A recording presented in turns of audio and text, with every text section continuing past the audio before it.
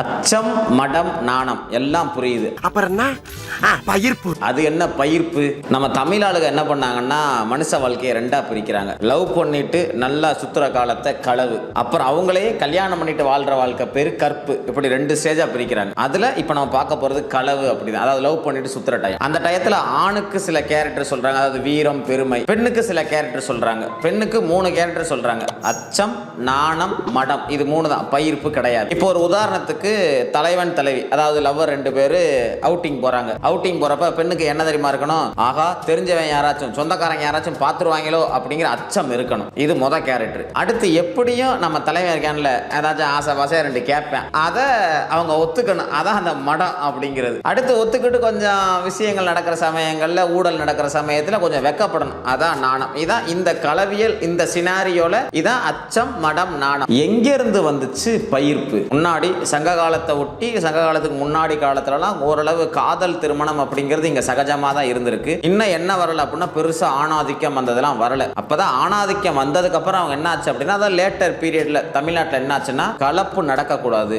அதாவது வேற வேற ஆளுக வந்து கல்யாணம் பண்ணக்கூடாது அப்படின்னு நினைச்ச நபர்கள் தான் என்ன பண்ணாங்கன்னா பயிர்ப்பு அப்படிங்கிற ஒரு கேரக்டரை பெண்களுக்கு கொண்டு வர்றாங்க. பயிர்ப்புனா என்ன அர்த்தம்னா அருவருப்பு அப்படின்னு அர்த்தம். ஒரு ஆணை நினைச்சாலே டேய் உனக்கு அருவருப்பா தான் இருக்கணும், வீட்டில் பார்க்காத ஆளை யாரையாச்சும் பார்த்தேன்னா உனக்கு அப்படியே வியர்டா ஃபீல் ஆகணும் அப்படிங்கிற ஒரு இதை கொண்டு வர்றாங்க. இது மூலமா ஒரு ஆணும் பெண்ணும் இயல்பா பழகுற பழக்கத்தையே நம்ம இதுல இருந்து என்ன பண்றாங்கன்னா அப்படியே கம்ப்ளீட்டா எடுத்துட்டாங்க. ஒரு ஆணும் பெண்ணும் பழகி அவங்க கேரக்டர் புரிஞ்சுக்கிட்டு காதலிச்சு திருமணம் பண்ற ஃபேஸ்ல இருந்து சமூகம் எதை நோக்கி மாறுது அப்படின்னா பேட்ரியார்ச்சி சொசைட்டியா, அதாவது வீட்டில் பார்த்து, அதாவது ஆண் பார்த்து இந்த இவங்களை கல்யாணம் பண்ணு அப்படின்னா கல்யாணம் பண்ணணும், அந்த கேரக்டருக்கு மாத்தின சமயத்துல தான் முதல் முறையா பயிர்ப்புங்கிற வார்த்தையை சேர்க்கிறாங்க. முன்னாடி சங்ககால குறிப்புகள் படி பார்த்தா, தொல்காப்பிய குறிப்புகள் படி பார்த்தா என்ன இல்லை, பயிர்ப்பு கிடையாது.